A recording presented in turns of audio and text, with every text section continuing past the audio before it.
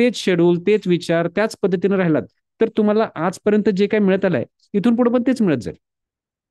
जर आयुष्यामध्ये नवीन काहीतरी हवं असेल तर नवीन काहीतरी विचार करावा लागेल, नवीन काहीतरी बोलावं लागेल, नवीन काहीतरी ऍक्शन करावं लागेल. आपण बघतोय की रिपिटेटिव्ह विचार येत आहेत.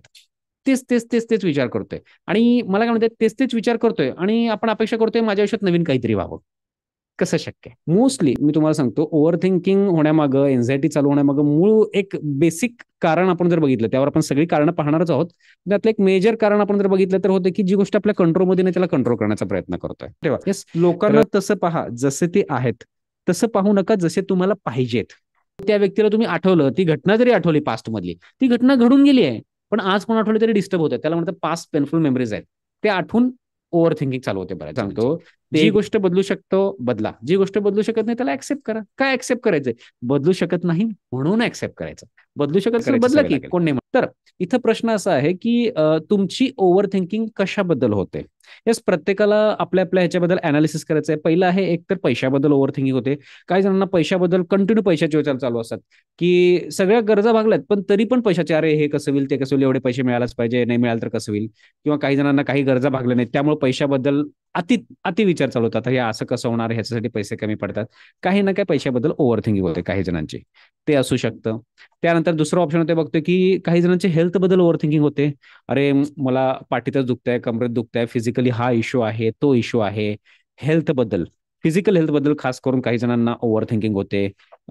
काहींना बीपी, शुगर, काही ना काही आजार आहेत त्याबद्दल असू शकतं, किंवा जे काय आहे त्याबद्दल हेल्थ बद्दल ओव्हर थिंकिंग होऊ शकते. त्यानंतर तिसरं ऑप्शन आहे काही जणांना नातेसंबंध. येस, नातेसंबंधामध्ये अरे ह्यांनी असं झालं, ह्यांनी तसं केलं, ह्यांनी असं वागायला नको होतं, त्यांनी तसं वागायला नको होतं. त्या नातेसंबंधाबद्दल काही जणांची ओव्हर थिंकिंग होते. येस, ते आहे. त्यानंतर चौथा ऑप्शन आहे मुला मुलींच्या संगोपनाबद्दल.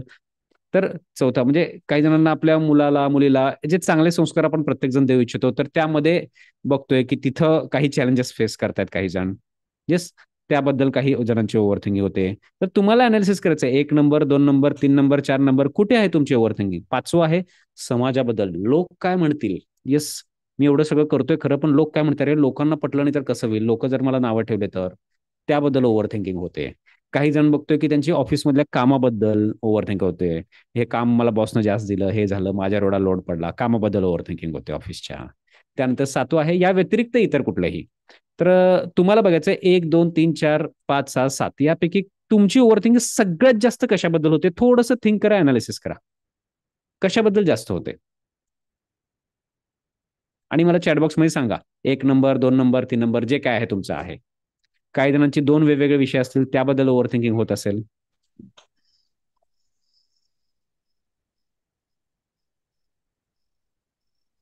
येस, चॅटबॉक्स मध्ये आपण मॅडम म्हणताय over thinking on things which I can't change.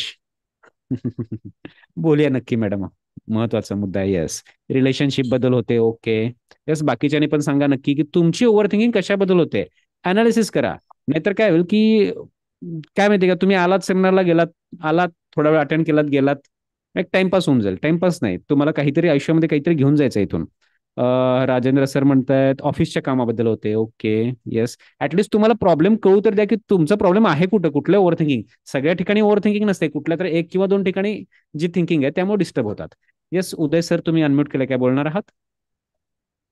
तर मोस्टली हेल्थ रिलेटेड असतो आणि नातेसंबंधाबद्दल ओव्हर थिंकिंग होत असते. ओके. कारण ते रिलेशन्स मेंटेन करायचे असतात. आणि हम्म. हेल्थ रिलेटेड म्हटलं तर काही ना काही डे टू डे लाईफमध्ये प्लस मायनस होत असतं. तर बरोबर. त्याचं कन्व्हर्जन मेजर कुठल्या तरी आजारामध्ये होऊ नये याबद्दल हा. ओव्हर थिंकिंग आणि थोडी काळजी असते. येस येस येस येस, ते आहे हेल्थ बद्दल, नातेसंबंधाबद्दल. ओके, ठीक आहे. येस. बाकी येस, अजून कोण अनम्यूट केलं होतं, नरेंद्र सर. येस, अनम्यूट केलं होतं. ओके, ठीक आहे. चॅटबॉक्स मध्ये आपण बघतोय काही जणांची उत्तर येत आहेत. रिलेशनशिप, महेश जाधव सर म्हणतायत समाजाबद्दल. ओके. भक्ती मॅडम म्हणतायत 4 आणि 5. ओके. हा. ओके. येस. हॅलो. हा बोला राजेंद्र सर. हॅलो. हा बोला ना सर. कसं आहे की कामाबद्दल पहिलं माझं प्रायोरिटी म्हणजे कामाबद्दल जास्त ओव्हर थिंकिंग. ओके. सेकंड आहे हेल्थ बद्दल, नंतर आहे पैशाबद्दल, ओके. नंतर आहे चौथ्या नंबरला आहे मुला मुलींच्या संगोपनाबद्दल, पाचवा आहे नातेसंबंधाबद्दल, सहावं आहे समाजाबद्दल आणि सातवं आहे इतर. ओके, म्हणजे तर सगळ्याच हे बद्दल इथं होते. आहे. ओके, ठीक आहे. आपल्या आता यात काय करायचं, टॉपचे जे दोन आहेत, पहिले टॉप दोन, त्याच्यावर जास्त फोकस करून आपल्याला त्यावर काम करायचं आहे. ठीक आहे. हं? पहिलं टॉपचे जे दोन आहेत त्यावर आपण काम करूया. येस. ओके. येस. तर सगळ्यांनी उत्तरं दिली आहेत. तर बाकी ज्यांनी उत्तरं नाही दिली, yes, Narendra sir, Prashant sir, Realme, yes, बाकीच्यांनी उत्तर द्या. संगीता मॅडम, की तुम्ही तुमची ओव्हर थिंकिंग कशाबद्दल होते? चॅटबॉक्स मध्ये फक्त नंबर जरी टाईप केला तरी कळेल की येस, मला कळेल की तुमची ओव्हर थिंकिंग कशाबद्दल होते. करायचं. येस. हॅलो. हा, बोला नरेंद्र सर. म्हटलं कौटुंबिक नातेसंबंधाविषयी अनावश्यक विचार येतात मनात. हा, येस येस येस, सगळ्यांचा मी बघतोय, मेजॉरिटी जणांचं बघितलं तर नातेसंबंधाबद्दल बऱ्याच जणांनी शेअर केलंय. ठीक आहे, तर म्यूट करा, आपण यावर बोलूया आता. म्हणजे ओव्हर थिंकिंग सांगितलं प्रत्येकाने कुणाची कशाबद्दल होते. ठीक आहे, पण आता ह्या सगळ्या ओव्हर थिंकिंग मध्ये जर आपण बघितलं, एकच मिनिट हा, या सगळ्या ओव्हर थिंकिंगचे जे ऑप्शन्स आपल्याकडे आले होते त्या सगळ्यांमध्ये बघितलं तर मेजॉरिटी जणांची जी ओव्हर थिंकिंग होते ती होते नातेसंबंधाबद्दल. येस, ते म्हणतात ना, आपल्याकडे मराठीत म्हण आहे, घरोघरी मातीच्या चुली, सगळीकडे तेच आहे. आणि नातेसंबंधाबद्दल ओव्हर थिंकिंग होते. तर का होते तिथे ओव्हर थिंकिंग? कारण एक लक्षात घ्या की प्रत्येक जण म्हणजे काय करतोय की नवरा बायकोला बदलू इच्छितो, बायको नवऱ्याला बदलू इच्छिते, सासू सुनेला बदलू इच्छिते, सून सासूला बदलू इच्छिते, प्रत्येक जण कोणाला कोणाला बदलू इच्छितोय. स्वतःला बदलायचं म्हणलं, तुम्ही बघा ना, की आपल्याला स्वतःलाच बदलायचं आहे तर किती काय काय करावं लागतंय, किती सेमिनार अटेंड करावं लागतंय, किती मेडिटेशन, किती टूल टेक्निक वापरावं लागतंय. आणि आपण विचार करतोय की समोरच्याला बदलायचं. कसं आहे, एक गोष्ट तुम्हाला सांगतो की जी ओव्हर थिंकिंग होते, ओव्हर थिंकिंग झालं की एन्झायटी चालू होते, स्ट्रेस, एन्झायटी. मोस्टली मी तुम्हाला सांगतो, ओव्हर थिंकिंग होण्यामागं, एन्झायटी चालू होण्यामागं मूळ एक बेसिक कारण आपण जर बघितलं, त्यावर आपण सगळी कारणं पाहणारच आहोत. त्यातलं एक मेजर कारण आपण जर बघितलं तर होतं की जी गोष्ट आपल्या कंट्रोलमध्ये नाही त्याला कंट्रोल करण्याचा प्रयत्न करतोय. येस, तर आपण समजून घेतलं की कशा कशाबद्दल ओव्हर थिंकिंग होते. याच्या सोल्युशन्सकडे आपण आता येणारच आहोत. खास करून इथं बघितलं नातेसंबंधाबद्दल आणि हेल्थ बद्दल. एक नंबरला आहे इथं ग्रुपमध्ये सगळ्यांचं नातेसंबंध आहे त्याबद्दल ओव्हर थिंकिंग होते, आणि 2 नंबर आहे हेल्थ बद्दल, नंतर इतर आहेत पैसा वगैरे सगळ्या गोष्टी आहेत. ठीक आहे, तर आता पुढे येऊया, आपण पुढच्या पार्टकडे येऊया. तर ओव्हर थिंकिंग कशाबद्दल होते हे आपण समजून घेतलं.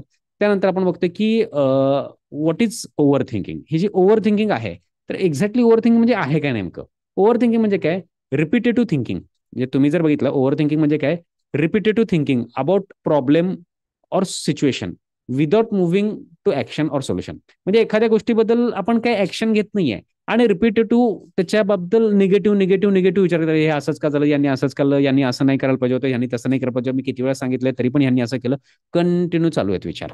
येस, त्यामुळं इथे बघितलं, thinking about the worst case scenario, म्हणजे अजून काय निगेटिव्ह होऊ शकतं. अरे बापरे, पास्ट मध्ये असं झालं होतं, मागच्या वेळेस यांनी असं केलं होतं, त्यांनी तसं केलं होतं, त्यामुळे आता पण तसं तर करणार नाहीत ना, मागच्या वेळेस पण तसंच केलं होतं. त्यामुळे ती एक ओव्हर थिंकिंग होते, याला म्हणतो आपण ओव्हर थिंकिंग. आणि ही जी काही ओव्हर थिंकिंग होते, यावर एक खूप चांगला एक इंटरेस्टिंग एक रिसर्च झाला होता. जसं मी आपण म्हणलो होतं की ओव्हर थिंकिंग बद्दल एक संशोधन झालं, एक रिसर्च झालाय. तर काय रिसर्च आहे?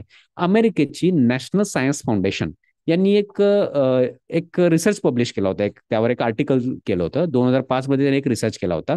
तो रिसर्च काय होता? About what people thinks. लोक काय विचार करतात. How many thoughts do they वर हॅव, म्हणजे दिवसभरात आपल्याला किती विचार येतात, त्यावर त्यांनी एक रिसर्च केला. तर त्या रिसर्चमध्ये असं लक्षात आलं की दिवसभरात माणसाला बघितलं तर कमीत कमी 12,000, जास्तीत जास्त 70,000 या दरम्यान विचारतात. 12,000 ते 70,000च्या दरम्यान. म्हणजे एखाद्याला जर ओव्हर थिंकिंग होत असेल तर 50,000, 60,000, 70,000 पर्यंत विचार, मॅक्सिमम 70,000 पर्यंत विचार येतात. हा, एका जर पीसफुल असेल तर 30-40,000, 50,000 मध्ये काम चालतं. ठीक आहे, पण मग हे अशा पद्धतीने 12,000 ते 70,000 विचार हे येतच आहेत. येतच आहेत, तुम्ही काही काम करा किंवा न करा, हे येतच आहेत. याच्यावर रिसर्च झालेला आहे. हा, या रेंजमध्ये आहेत प्रत्येकाचे विचार. तर आता ह्या रेंजमध्ये जे आहेत आपले 12,000 ते 70,000 विचार, तर ह्यामध्ये अजून एक इंटरेस्टिंग फॅक्ट काय आहे लक्षात आले त्यांना त्या रिसर्चमध्ये, की ह्यामध्ये 80% जे विचार आहेत ते निगेटिव्ह आहेत. येस, जे काही विचार करताय, समजा तुम्ही 60,000 विचार करताय, त्यातले 80% विचार निगेटिव्ह आहेत आणि 95% विचार हे रिपिटेटिव्ह आहेत, तेच तेच विचार आहेत. म्हणजे काय? 80% विचार निगेटिव्ह, म्हणजे अरे हा, हे काल असं झालं, अरे हे असंच होणार, हे तसंच होणार. रिपिटेटिव्ह, हा, हे काम असं झालं, अरे यांनी असंच करणार, हे तसंच करणार. रिपिटेटिव्ह, तेच तेच तेच तेच तेच तेच विचार होतात. म्हणजे एखाद्या गोष्टीला बघितलं, एखाद्या व्यक्तीला बघितलं, तीच गोष्ट, तेच विचार लगेच ट्रिगर होतात, लगेच चालू होतात ते भावना, लगेच ते विचार. मला सांगा, हे बघा, इथं असलेल्या प्रत्येक जणांना, प्रत्येकानं काय करायचं आहे, की प्रत्येकानं आपल्या आयुष्यात जे काय चाललंय त्याचे रिझल्ट बदलायची इच्छा आहे. जर तुम्हाला रिझल्ट बदलायचा आहे तर पहिल्यांदा विचार बदलावा लागेल. येस, विचार बदललं की मग काय होईल, की आपले शब्द पण बदलतील, शब्द बदललं मग आपले ऍक्शन्स पण बदलतील, मग ऍक्शन जेव्हा बदलतील ऑटोमॅटिकली आपल्या आयुष्यात नवीन गोष्टी येतील. मग हे सगळं करण्यापाठीमाग विचार आहेत. आपण रिपीटेडली तेच तेच विचार करतोय. मला सांगा, तुम्ही आजपर्यंत ज्या पद्धतीने विचार करत आला, ज्या पद्धतीने तुमचं दिवसभराचं शेड्यूल आहे, सकाळी उठल्यावर हे करताय ते करताय, जे काही शेड्यूल आहे, तेच शेड्यूल, तेच विचार, त्याच पद्धतीने राहिलात तर तुम्हाला आजपर्यंत जे काही मिळत आलंय इथून पुढे पण तेच मिळत जाईल.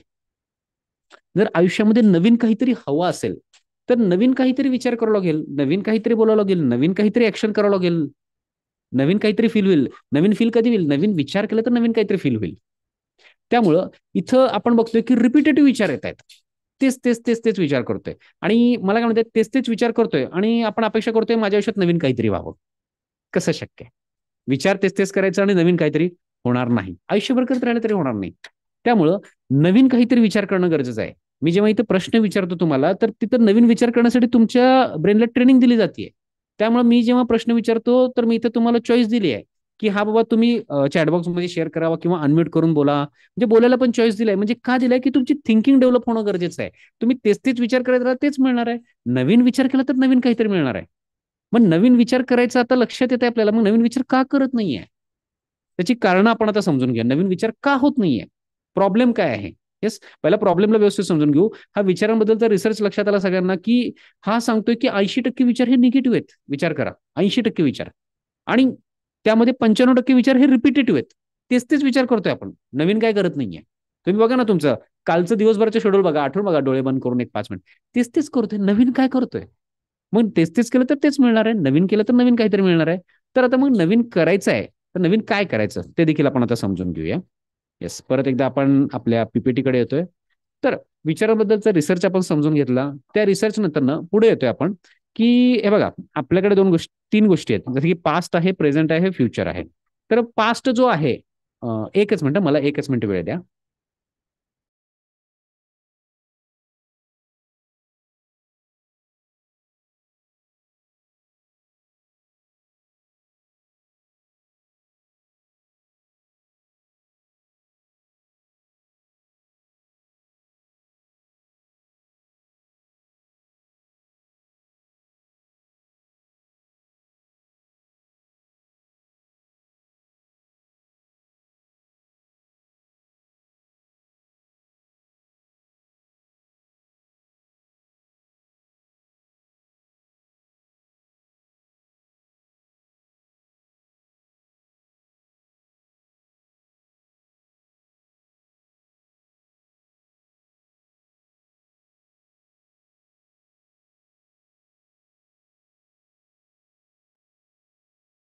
येस, सॉरी, आपण बघत होतो की पास्ट, प्रेझेंट आणि फ्युचर, आपल्याकडे या तीन गोष्टी आहेत. प्रेझेंट जे आहे आज आहे, पास्ट जे आहे, पास्ट बद्दल ज्यांची ओव्हर थिंकिंग चालते, की भूतकाळात असं झालं होतं, तसं झालं होतं, यांनी असं केलं, यांनी तसं केलं, तर ते पास्ट, पास्ट जो आहे तो मेमरीज मध्ये आहे.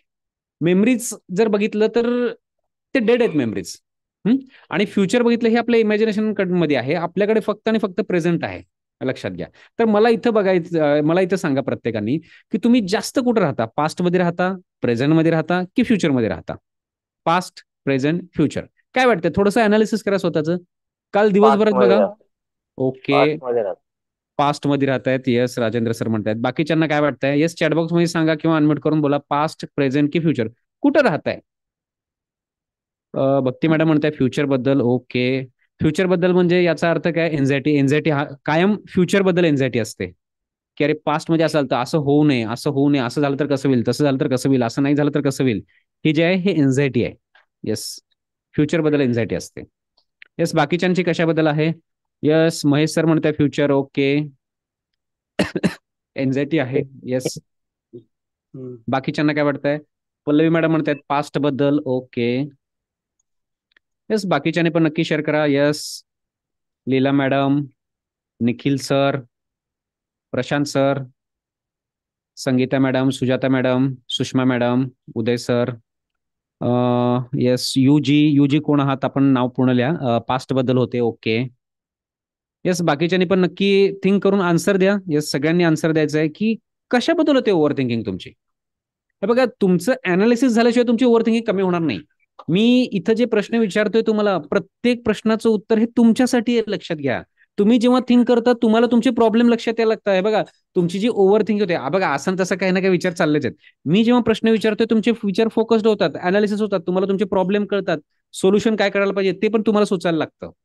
येस, इथं आपण बघतोय बऱ्याच जणांची उत्तरं येत आहेत. येस, निखिल सर म्हणतात पास्ट बद्दल, सुषमा मॅडम म्हणतात फ्युचर, सुजाता मॅडम म्हणतात पास्ट. ओके, मेजॉरिटी लोकांचे हॅलो. आपण हा बोला. हा सर, जे आपण ओव्हर थिंकिंगचं म्हणतोय ना, तर त्याला एक लॅक ऑफ कॉन्फिडन्स हा पण रिझन असू शकतो ना, की म्हणजे म्हणजे हा काय म्हणेल तो, म्हणजे मला जर माझ्यावरच कॉन्फिडन्स नसेल तर मी नेहमी हाच ट्राय करते ना, की त्याने मला छान म्हणावं, कुठेतरी धडपड. जर सपोज माझ्यावरती जर कॉन्फिडन्स असेल की मी केलंय ते व्यवस्थितच केलेलं आहे, त्याच्यामुळे त्याने नावं ठेवू देत, अगर छान म्हणू देत, मला नाही काही फरक पडला पाहिजे. मग बरोबर. आपण ओव्हरथिंक कशासाठी करतोय, की त्याने मला छान म्हणावं किंवा माझ्याकडून व्यवस्थितच व्हावं, काही चुकाच नाही व्हायला पाहिजे. परफेक्शन जे म्हणतो आपण, परफेक्शनच पाहिजे. त्याच्याने सुद्धा होऊ शकते ना, हे पण रिझन असू शकेल ना त्याचं. येस येस, ओव्हर थिंकिंगची कारणं जेव्हा येतील आता पुढच्या 1-2 स्लाइड मध्ये, त्यामध्ये हा हा हा. परफेक्शन पण आहे. परफेक्शन अच्छा आहे. अच्छा. Yes yes. आणि मला तुम्ही सांगा, हम्म. ही जी ओव्हर थिंक होते की समोरच्याने चांगलं म्हणावं, हे करावं. आता एक पहिली गोष्ट त्यातलं जे एक सगळ्यात महत्वाचं कारण आहे की म्हणजे की जी गोष्ट आपल्या कंट्रोलमध्ये नाही आहे त्याला आपण कंट्रोल करायला अच्छा. लागतो. हा हा हा. बघा, राईट राईट. आता विषय निघालाच आहे. ठीक आहे, पुढच्या स्लाइड मध्ये आहे, आपण आताच बोलू त्यावर. विषय निघालाच आहे म्हणून हे बघा, जी गोष्ट आपल्या कंट्रोलमध्ये नाही आहे, जेव्हा आपण त्याला कंट्रोल करायला जातो तेव्हा एन्झायटी यायला लागते. बघा, आपल्याला आयुष्यामध्ये खूप काही गोष्टी कंट्रोलमध्ये नाही आहेत. आपल्या खूप कमी गोष्टी आपल्या कंट्रोलमध्ये आहेत. आता मी सेमिनार घेतोय, लाईट जाऊ शकते, काहीतरी प्रॉब्लेम येऊ शकतं. आता मी 1-2 मिनिटापूर्वी जेव्हा उठलो, काहीतरी टेक्निकल इश्यू आला होता, ते मला सॉल्व्ह करायला जावं लागलं. म्हणजे ह्या गोष्टी माझ्या हातात नाही आहेत, कित्येक गोष्टी. आता लाईट जाऊ शकते, इंटरनेट कनेक्शन जाऊ शकतं, काहीही होऊ शकतं. येऊन अजून काहीतरी डिस्टर्बन्स वेगळा येऊ शकतो. बऱ्याच गोष्टी आपल्या हातात नाहीत. हे बघा, हे नेचरच्या ह्या मी सगळ्या गोष्टी सांगितल्या एक्सटर्नल. त्या व्यतिरिक्त आता सगळ्यात मोठं जो येतो रिलेशनशिपमध्ये पर्टिक्युलरली, की समोरच्यानं मला चांगलं म्हणावं. तर हे थोडंसं चॅलेंजिंग आहे, कारण की समोरचा काय बोलेल, कसं बोलेल, खरंच आपल्या हातात नाही. बघा, आपलंच बिहेवियर आपण बघतोय की आपल्याला आपलं बिहेवियर चेंज करण्यासाठी किती काय काय करावं लागतंय. समोरच्याचं बिहेवियर कसं काय आपण कंट्रोल करू. समोरच्यानं चांगलं म्हणावं म्हणजे तुम्ही जर तुमचा आनंद, समोरच्यानं मला चांगलं म्हणावं तर मी आनंद राहणार, मी रिलॅक्स राहणार, शांत राहणार. तुम्ही जर तुमचा आनंद त्यामध्ये ठेवला तर अवघड आहे मग. की मग समोरचा कधी चांगलं म्हणेल, त्याचा मूड चांगला असेल तर म्हणेल. मूड चांगला असला, तुम्हाला छान बोलावंसं वाटलं तर म्हणेल, नाही असेल नाही बोलणार.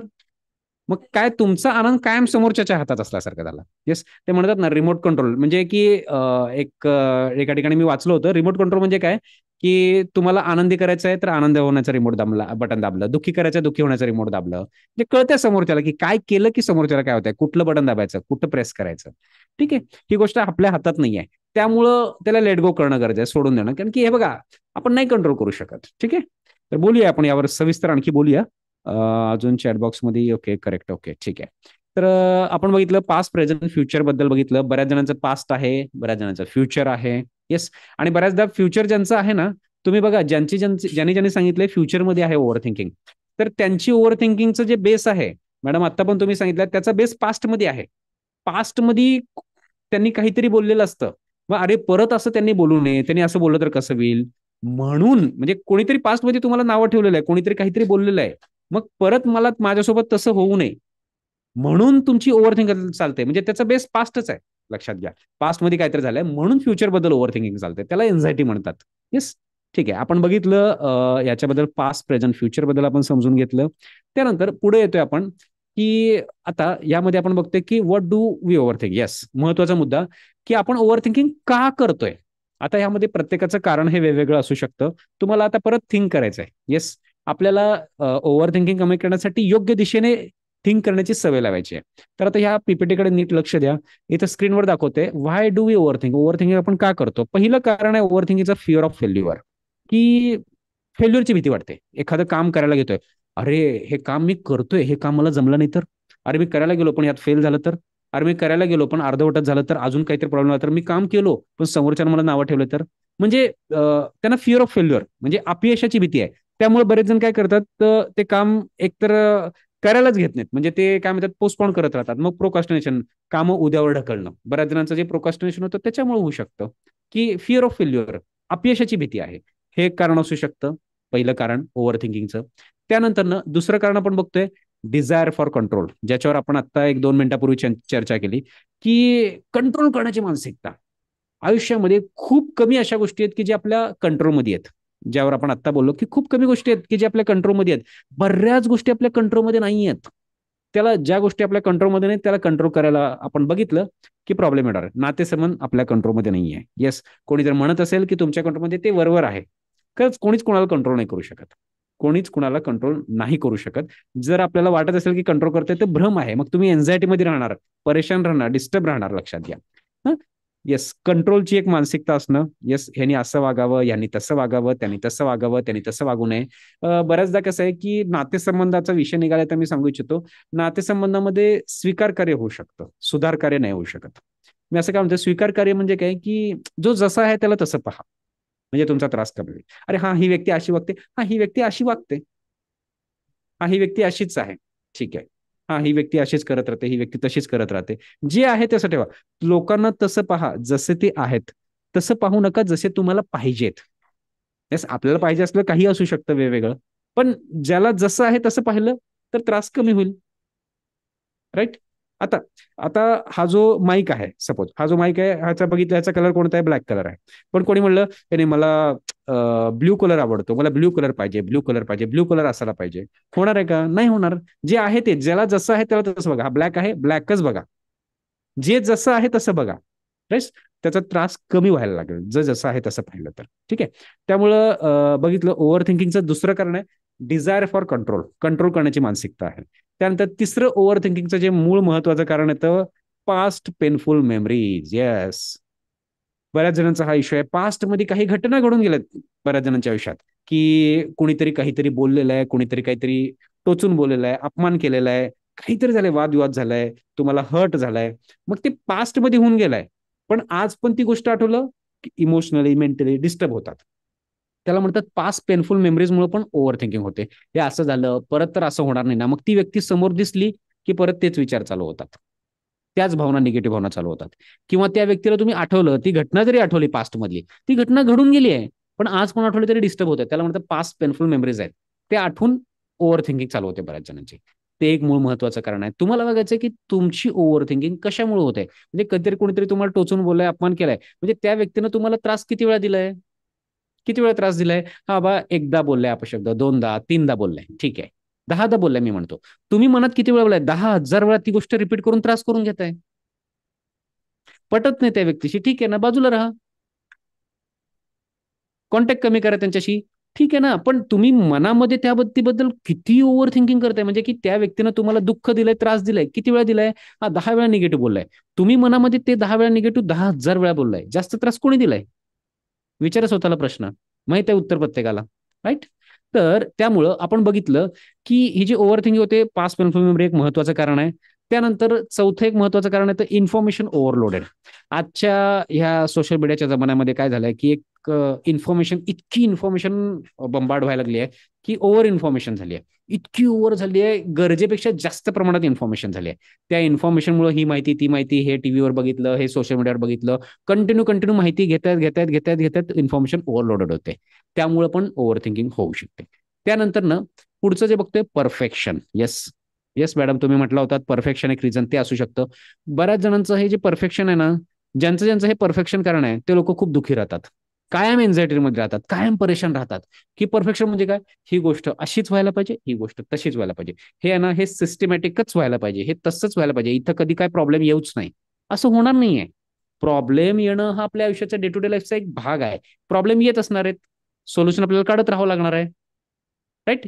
तर त्यामुळं काय म्हणतात, कंट्रोल करणं किंवा हे जे आहे परफेक्शन, परफेक्ट कोणी असू शकत नाही. आणि नातेसंबंध तर शक्यच नाही, शक्यच नाही. नातेसंबंधात खूप व्हरायटी मिळू शकेल तुम्हाला अजून. एक वेळ कामाबद्दल, तुम्ही तुमच्या कामाबद्दल परफेक्शन होऊ शकाल, पण नातेसंबंधाबद्दल नाही. जे लोक त्यांच्या कामाबद्दल खूप परफेक्ट आहेत, ते नातेसंबंधाबद्दल पण परफेक्ट राहण्याचा प्रयत्न करतात. तिथं हे शक्य नाहीये. पहिली गोष्ट, शक्य नाहीये. येस, तिथं का करायचं नाही? परफेक्शन होऊ शकत नाही म्हणून करायचंय. मी सिंपल गोष्ट सांगतो, जी गोष्ट बदलू शकतो बदला, जी गोष्ट बदलू शकत नाही त्याला ऍक्सेप्ट करा. काय ऍक्सेप्ट करायचंय? बदलू शकत नाही म्हणून ऍक्सेप्ट करायचं. बदलू शकत असेल बदला की, कोण नाही म्हणलंय.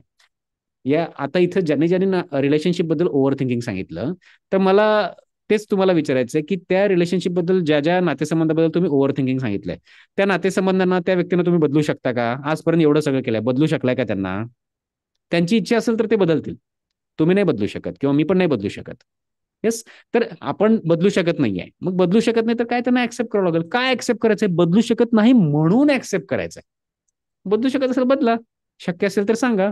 जर कोणी म्हणत असेल की यस, नातेसंबंधात अशा पद्धतीने केलं आपण समोरच्याला कंट्रोल करू शकतो, बदलू शकतो, यस, असं काय होत असेल तर सांगा. मी शिकायला इंटरेस्टेड आहे, मी येऊन तुमच्याकडे कोर्स लावेन नक्की. येस. नातेसंबंधामध्ये स्वीकार कार्यच करावं लागतं, सुधार कार्य नाही होऊ शकत. ठीक आहे. तर आपण बघितलं ओव्हर थिंकिंगची कारणं आपण पाहिली. त्यानंतर पुढच्या पार्टकडे आपण आता येतोय की ओव्हर थिंकिंगचे काय काय परिणाम होतात. येस. दुष्परिणाम काय होतात की ओव्हर थिंकिंगमुळे काय होतं, एन्झायटी वाढायला लागते, स्ट्रेस यायला लागतो, कंटिन्यू ओव्हर थिंकिंग चालू होते, डिसिजन मेकिंग मध्ये डिले व्हायला लागतो, प्रोकास्टिनेशन, कामं उद्यावर ढकलली जातात, पुढे पुढे ढकलली जातात ओव्हर थिंकिंग चालू झाल्यामुळं.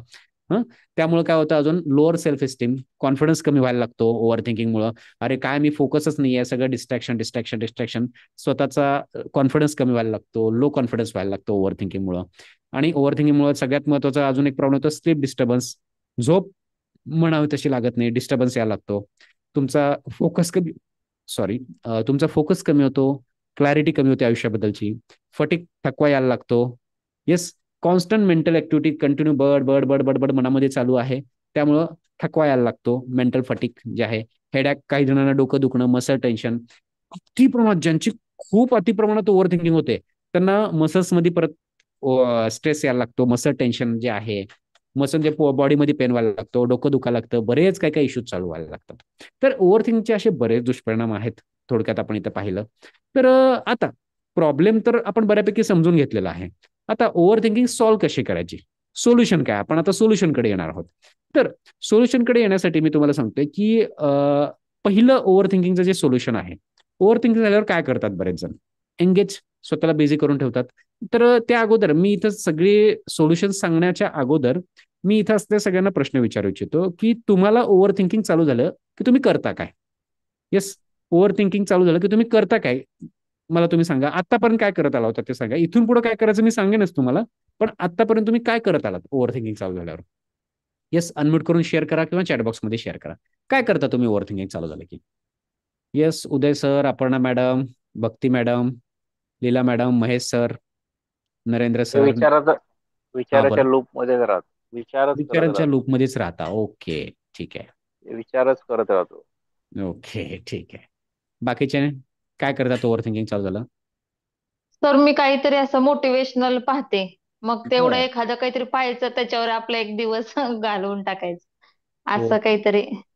येस. काहीतरी एखाद्या फोनवरती पाहणे किंवा एखाद्या पुस्तकात काहीतरी वाचत बसणे, लक्ष लागतं लगे पुस्तकात त्याच्यावरती. तुमचं?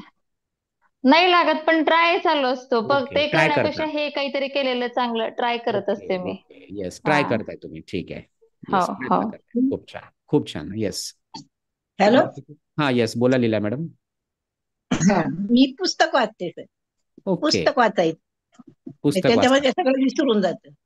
हा, पुस्तक वाचता. पुस्तक वाचताना सगळं विसरून जातो, आपण त्या विश्वात जातो पुस्तकातल्या. हा, येस येस येस येस. छान छान. येस. नेक्स्ट. बाकीचे, बाकी कोणी शेअर करेल अजून काय करता? हा, चॅटबॉक्स मध्ये काही उत्तर येत आहेत. येस. युजी म्हणतायत रिडिंग करतायत. निखिल सर म्हणतायत डीप ब्रिदिंग करता, 5 मिनिट मेडिटेशन. छान. निखिल सर, मेडिटेशन केल्यावर ओव्हर थिंकिंग कमी होते का तेच विचार यायला लागतात मेडिटेशन मध्ये? सुषमा मॅडम म्हणतायत निगेटिव्ह निग्लेक्ट करतो. ओके. आणि स्वतःला इतर कामामध्ये बिझी करते. ओके, सुषमा मॅडम म्हणतायत. छान. ओके, स्वतःला बिझी करण्याचा प्रयत्न करतात. ओके. आता बऱ्याच जणांनी बघितलं, इथं सांगितलं की जे एक कॉमन सोल्युशन आहे, की बरेच जण काय करतात, ओव्हर थिंकिंग चालू झालं की एक कॉमन सोल्युशन आहे. पहिलं आपण बघतोय ओव्हर थिंकिंग चालू झालं करतो की स्वतःला एंगेज करणं, स्वतःला बिझी करणं. येस. कुठल्या ना कुठल्या कामामध्ये, कुठल्या ना कुठल्या ऍक्टिव्हिटीमध्ये बिझी करणं. म्हणजे कशामध्ये बिझी करतात बरेच जण, जसं की म्हणलं की पुस्तकामध्ये बिझी करतात, पुस्तक वाचणं किंवा सोशल मीडियावर काहीतरी पाहणं हा एक आहे की स्वतःला बिझी करून टाकणं. आता बघा इथं तुम्ही नीट थोडंसं विचार करा. आता एवढा वेळ झालं तुम्ही तुमच्या ओव्हर थिंकिंग बद्दल समजून घेताय. हे करणं म्हणजे नेमकं काय आहे? तुम्हाला ओव्हर थिंकिंग चालू झाली, तुम्ही काय केलं, ह्या विषयाबद्दल ओव्हर थिंकिंग चालू झाली, तुम्ही वेगळा विषय डोक्यात घेतला. काय होईल? काय होईल? तुम्ही ह्या विषयाबद्दल ओव्हर थिंकिंग चालू झालं, वेगळा विषय तुम्ही डोक्यात घेतला, काय होईल की म्हणजे एका विषयामुळे तुम्ही डिस्टर्ब आहात, परेशान आहात. तुमच्या मनात ऑलरेडी दुःखाची, त्रासाची, निगेटिव्ह भावना आहे आणि वरून तुम्ही पॉझिटिव्ह अफर्मेशन, पॉझिटिव्ह भावना देण्याचा प्रयत्न करताय. काय होईल माहिती का, की तात्पुरतं वरवर ते ठीक वाटतं, पण ती जी भावना असते दुःखाची, त्रासाची, रागाची, जे काही भावना आहे, निगेटिव्ह भावना, ती दबली जाते, ती सप्रेस होते आणि सप्रेस करतोय आपण त्याला, दुसरीकडे लक्ष येतं म्हणजे. हा, मी काय म्हणतोय हे बघा, सिंपल सांगतो. आयुष्यामध्ये निगेटिव्ह कडे दुर्लक्ष करा आणि पॉझिटिव्ह कडे लक्ष द्या. ऍग्री? ज्या निगेटिव्ह गोष्टीकडे आपण सहजतेने दुर्लक्ष करतो, बिंदास करा. पण जिथं नाही करू शकत आणि तिथं पण तुम्ही सप्रेस करायला जाताय आणि दुसरीकडे लक्ष देताय, काय होणार माहिती का, ती गोष्ट सप्रेस दाबली जाते आणि एक ना एक दिवस नंतर स्प्रिंग सारखे बाहेर. मग भले ते एन्झायटी असेल, राग असेल, फ्रस्ट्रेशन असेल, मग रागाचा एकदम अचानक भडका उडतो, काही होऊ शकतं. म्हणजे त्या गोष्टीला सप्रेस केलं की ते नंतर बाहेर येणार आहेत. मी तुम्हाला एक सिंपल सांगतो. समजा तुमच्या घरामध्ये काहीतरी कचरा पडलाय, मेलेला उंदीर पडलाय किंवा काहीतरी कचरा पडलाय, तुम्ही त्याच्यावर काय करताय, अरे ते घाण वाटतंय, छान वाटत नाही, म्हणून तुम्ही काय केलंय की एक नॅपकिन घेतलंय, त्याच्यावर टाकलं आणि इकडे लक्ष देत आहे. तात्पुरतं नॅपकिन टाकलं ठीक वाटेल तुम्हाला, तात्पुरतं, पण नंतर परत वास येणार आहे, परत तुम्ही काय करताय, परत नॅपकिन टाकताय, परत असं भरपूर टाकताय, एवढी थप्पी जमा झाली आहे तिथं. राईट? एवढी थप्पी जमा झाली आहे, तुमच्याच घरातली जागा त्यांनी घेतलेली आहे आणि तुम्ही दुसरीकडे लक्ष देताय. म्हणजे स्वतःला कुठेतरी बिझी करणं हे सुरुवातीला योग्य आहे. सुरुवातीला योग्य आहे, फर्स्ट लेवलला, पण त्याच्या पुढे गेल्यानंतर त्याच्या पुढचे पण सोल्युशन बघणं गरजेचं आहे. हे टेम्पररी सोल्युशन आहे, त्याच्या पुढचे पण सोल्युशन पाहणं गरजेचं आहे. जसं हे बघा, आपण शाळेत गेल्यानंतर आई शिकतो, एबीसीडी शिकतो. एबीसीडी शिकल्यानंतर आयुष्यभर एबीसीडी शिकत बसत नाही. त्यानंतर पुढं apple, APPLE apple, BAT bat, हे पुढचं सगळं शिकतो ना, नंतर सेंटेन्स बनवायला शिकतो. तसं ओव्हर थिंकिंग चालू झाल्यानंतर दुसरीकडे लक्ष देणं, हे A for apple, B for ball झालं की किती दिवस ते शिकणार? बाहेरच्या एक्सटर्नल जगामध्ये जे काही एज्युकेशन घ्यायचं तिथं आपण झालो व्यवस्थित, अकॅडमिकली परफेक्ट झालोय, आपल्या कामामध्ये छानपैकी व्यवस्थित आपण फोकस झालोय. पण इथं आतलं जे जग आहे, विचारांचं जग, मनामध्ये जे आहे, तर तिथं पण पुढे येणं गरजेचं आहे. ओव्हर थिंकिंग चालू झाली, ठीक आहे, दुसरीकडे लक्ष दिलं, हे वरवर सोल्युशन झालं, A for apple, B for ball सारखं झालं. त्याच्यानंतर पुढच्या पार्टकडे पण येणं गरजेचं आहे. पुढचं पार्ट म्हणजे काय आहे त्याला पण आपण समजून घेऊया. आता आपण बघितलं, पहिलं सोल्युशन स्वतःला बिझी करून टाकणं, एक कॉमन सोल्युशन आहे. त्यानंतर focus on what you can control. Yes, आता ह्यामध्ये मी जे तुम्हाला सांगितले, फोकस करायचंय तुम्हाला, जी गोष्ट माझ्या कंट्रोलमध्ये नाही त्याला बदलायचा प्रयत्न सोडून द्यायचा आहे. आता हे कसं होईल माहिती का, तुम्ही थिंक करून होणार की पहिल्यांदा तुम्ही विचारायचंय, अरे हे असं व्हायला पाहिजे. तुम्ही विचारा ना स्वतःला प्रश्न, ही गोष्ट मी कंट्रोल करू शकतो का? नाही करू शकत. नाही करू शकत, हे जेव्हा तुमची रिपीट प्रोसेस व्हायला लागेल की जी गोष्ट माझ्या कंट्रोलमध्ये आहे तीच मी कंट्रोल करणार, जी नाही आहे त्याला मी सोडून देणार, ऍक्सेप्ट करणार. म्हणजे जी गोष्ट माझ्या कंट्रोलमध्ये आहे त्याच्याकडेच लक्ष देणं गरजेचं आहे. जी गोष्ट कंट्रोलमध्ये नाही आहे त्याच्यावर चर्चा करत बसलं तर ओव्हर थिंकिंग वाढायला लागते. येस, माझ्या कंट्रोलमध्ये काय आहे, माझ्या कंट्रोलमध्ये मी काय विचार करावा माझ्या कंट्रोलमध्ये आहे, मी काय ऍक्शन्स घ्यावे मी माझ्या कंट्रोलमध्ये आहे, मी कोणतं काम कोणत्या वेळेत करावं हे माझ्या हातात आहे. म्हणजे ज्या गोष्टी माझ्या कंट्रोलमध्ये आहेत त्याच्यावर लक्ष देणं. समोरच्यानं काय बोलावं, कसं वागावं आपल्या हातात नाहीये, पहिली गोष्ट. हा, मी काय विचार करावा, बघा आपण आपल्या स्वतःच्या विचारांनाच कंट्रोल करण्यासाठी किती मेहनत करावी लागते, असं सहजासहजी होत नाहीये ते पण. येस, हे एक आहे. हे एक आपण पुढच्या लेवलकडे जातोय की येस, स्वतःला विचारायचे प्रश्न की ही गोष्ट मी कंट्रोल करू शकतो का? जेव्हा ओव्हर थिंकिंग चालू होते, ही गोष्ट मी कंट्रोल करू शकतो का? कंट्रोल करू शकत जावा आणि कंट्रोल करा. नाही करू शकत सोडून द्या, ऍक्सेप्ट करा, ऍक्सेप्टच करावं लागेल आणि जी गोष्ट कंट्रोल करू शकतो त्याच्याकडे लक्ष द्या. ठीक आहे. त्यानंतर ना पुढे आहे प्रॅक्टिस डीप ब्रिदिंग. काही जणांनी जसं डीप ब्रिदिंग सांगितलं, येस, डीप ब्रिदिंगनं आपल्याला थोडा फायदा होतो नक्कीच. डीप ब्रिदिंग करा, चांगली गोष्ट आहे, ते पण एक सोल्युशन आहे. त्यानंतर आपण बघतोय की ह्याच्या पुढे सोल्युशन आहेत. NLP, न्यूरो लिंग्विस्टिक प्रोग्रामिंगचा कोर्स आहे, त्याबद्दल आपण सविस्तर बोलणारच आहोत. पण तत्पूर्वी मी सांगतो की या व्यतिरिक्त पण काही जण अजून करतात. म्हणजे काय, स्वतःला बिझी करून टाकणं. बिझी म्हणजे काय, काही जण काय करतात, इमोशनल इटिंग करतात, म्हणजे स्वतःला खाण्यामध्ये बिझी करतात, काही जण शॉपिंगमध्ये बिझी करतात, काहीतरीही करतात. म्हणजे काय, ते थोडक्यात ते पहिलं जे सोल्युशन आहे स्वतःला बिझी करणं, ते त्याच्या अंडरच आलं की काही जण खायला लागले, काहीतरी खाल्ल्यानं काय होतं की बॉडी फिलिंग चेंज होते इन्स्टंटली. पण हे टेम्पररी सोल्युशन आहे. तुमची जी निगेटिव्ह भावना होती अगोदरची ती तशीच आहे बॉडीमध्ये स्टोअर, तुम्ही वेगळी भावना घातली वरनं, परत त्याच्यावरनं वेगळी भावना घालतात, ते निगेटिव्हिटी तशी स्टोअर्ड आहे. येस, आता A for apple, B for ball पासून वर उठणं गरजेचं आहे. तर वर येण्यासाठी काय करायचं आहे आता अजून? तर पुढचं जे आपण परमनंट सोल्युशनकडे जे येतोय आता डीप ब्रिथिंग जर केलं, डीप ब्रिथिंग केल्यावर काय होईल? येस, डीप ब्रिथिंग केलं की छान वाटायला लागेल, थोडंसं रिलॅक्सेशन व्हायला लागेल, मग ओव्हर थिंकिंग कमी झाल्यासारखं वाटेल. पण नंतर परत त्या विचारांकडे गेलं, त्या घटनांकडे गेलं, परत त्या भावना आहेत. आता ह्याला आपण NLP, जे न्यूरो लिंग्विस्टिक प्रोग्रामिंग, हे जे सायन्स आहे, यामध्ये ह्याला आपण खूप छान पद्धतीने समजून घेऊ शकतो. न्यूरो लिंग्विस्टिक प्रोग्रामिंग आहे, इमोशनल फ्रीडम टेक्निक आहे, की हे काय आहेत नेमकं. मी ह्याला थोडंसं एक्सप्लेन करू इच्छितो. जे परमनंट सोल्युशनकडे आपण येतोय म्हणजे काय? न्यूरो लिंग्विस्टिक प्रोग्रामिंग, न्यूरो म्हणजे आपल्या ब्रेनचे न्यूरॉन्स असतात, लिंग्विस्टिक म्हणजे लँग्वेज दोन प्रकारची आहे. काय आहे की एक आहे, पहिली आहे व्हर्बल लँग्वेज जे आपण बोलतोय, दुसरी नॉन व्हर्बल लँग्वेज म्हणजे बॉडी लँग्वेज, माझे फेशियल एक्सप्रेशन, ही नॉन व्हर्बल लँग्वेज. आणि त्याची प्रोग्रामिंग करणं म्हणजे नेमकं काय की एखाद्या विषयाबद्दल ओव्हर थिंकिंग चालू होते, राईट?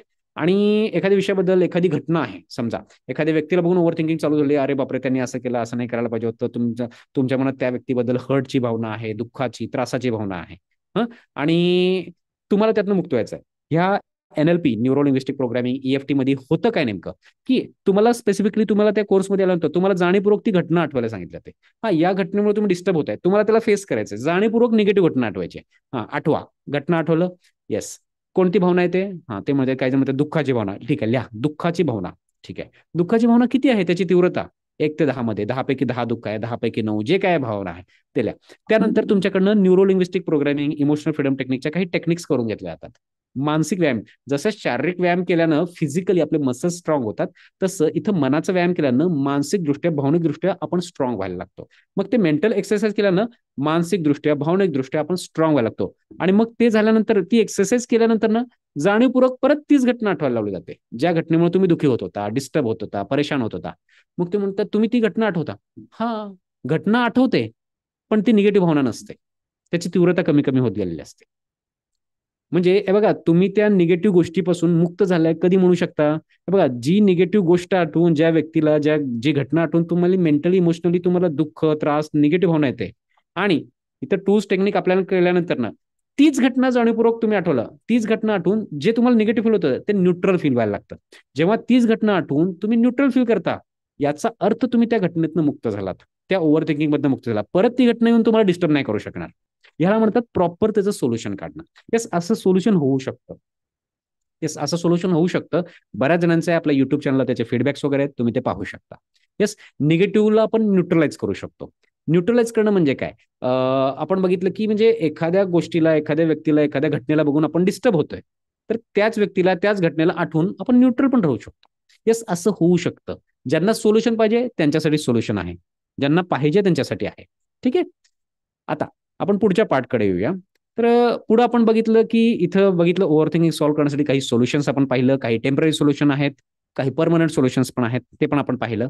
त्यानंतर ना आता ओव्हर थिंकिंग सॉल्व्ह करण्यासाठी आपण एक प्रॅक्टिकल एक्सरसाइज करणार आहोत. येस, तर ह्या प्रॅक्टिकल एक्सरसाइजकडे आपण आता येतोय. आता ह्या प्रॅक्टिकल एक्सरसाइजला आपण पहिल्यांदा व्यवस्थित समजून घेऊया, आणि मग नंतर त्याचं प्रॅक्टिकल इम्प्लिमेंटेशन करूया.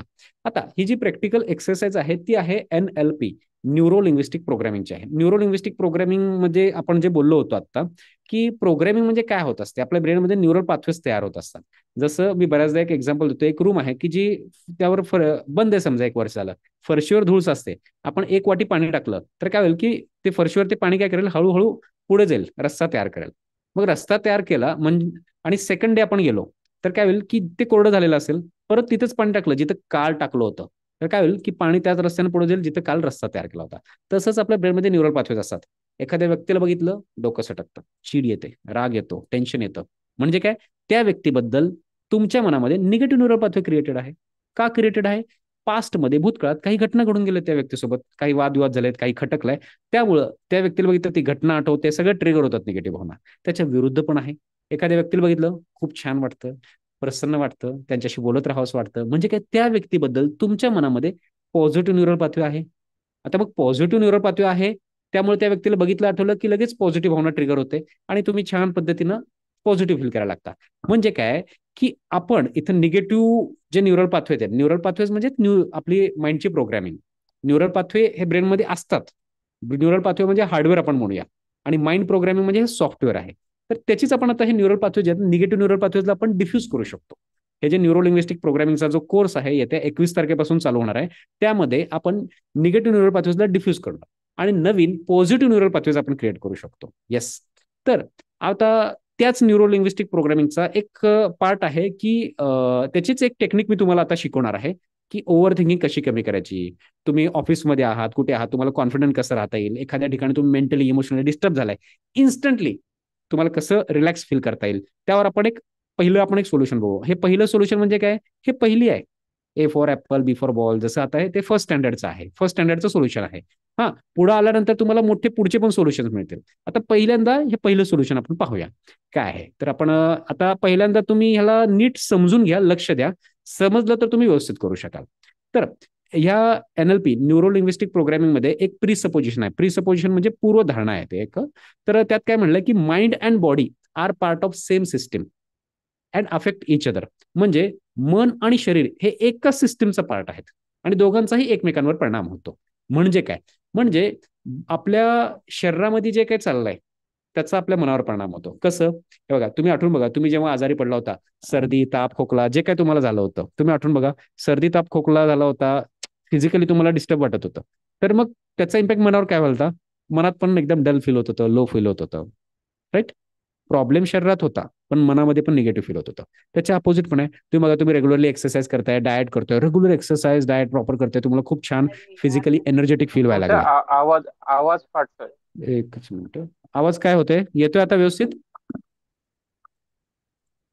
आवाज येतोय आता, hello. Yes sir, yes yes, व्यवस्थित येतोय. तुमची इमेज ओके, थांबली, फोटो थांबलाय. फोटो थांबलाय, ओके, फोटो थांबलाय का बघा बरं. आय थिंक इथे इंटरनेट कनेक्शन तर आहे व्यवस्थित. आवाज येत नाहीये. एकच मिनिट. येतोय सर व्यवस्थित. येतोय, बाकीच्यांना येतोय आवाज. येस हो सर. सर, येतोय येतोय. येतोय ज्यांना येतोय. येत नाही आवाज त्यांनी थोडंसं बघा, आता मीटिंग यायला लेफ्ट आता करून यायला परत लागलं. जॉईन करा. ओके, ठीक आहे. इथं काहीतरी कनेक्शन लूज झालं असेल. आपल्या हातातली गोष्ट नाही, आपल्या कंट्रोलमध्ये बऱ्याच काही गोष्टी नाही येत, पण हे आहे की वायर लूज झाले, वायर आपण कनेक्ट करू शकतो. ठीक आहे, ओके. तर आपण बघत होतो, हे बघा, शरीराचा मनावर परिणाम होतो आणि मनाचा शरीरावर परिणाम होतो. तुम्ही बघा, जेव्हा तुम्ही फिजिकली रेग्युलर एक्सरसाइज करता, प्रॉपर डाएट करता, काय होतंय, तुम्हाला फिजिकली फ्रेश एनर्जेटिक फील होत आहे. जसं शरीरामध्ये फिजिकली फ्रेश एनर्जेटिक फील होते, त्याचा इम्पॅक्ट मनावर पण होतो. मनामध्ये पण उत्साह वाटायला लागतो, फ्रेश वाटायला लागतं, पॉझिटिव्ह फील व्हायला लागतं. म्हणजे शरीरामध्ये आपण पॉझिटिव्हिटी हे केलं, मनावर पण इम्पॅक्ट होतो. आणि तसंच त्याच्या विरुद्ध आहे, म्हणजे तुमच्या शरीरामध्ये आजार असेल, सर्दी ताप खोकला, तर मनावर निगेटिव्ह इम्पॅक्ट होतो. मनात पण डल फील होतं, लो फील होतं. आठवून बघा, जेव्हा तुम्हाला सर्दी ताप खोकला झाला होता, मनात कसं फील होतं, डल फील होत होतं, लो फील होतं. प्रॉब्लेम तर मनात नव्हता, प्रॉब्लेम शरीरात होता, पण मनामध्ये लो फील व्हायला. म्हणजे शरीरामध्ये जे काही चाललंय पॉझिटिव्ह असेल पॉझिटिव्ह इम्पॅक्ट होणार मनावर, निगेटिव्ह असेल निगेटिव्ह होणारच ते. हं. त्यानंतर त्याच्या अपोजिट पण होतं. जसं शरीराचा मनावर परिणाम होतो, तसंच मनामध्ये जे चाललंय त्याचा शरीरावर पण परिणाम होतो.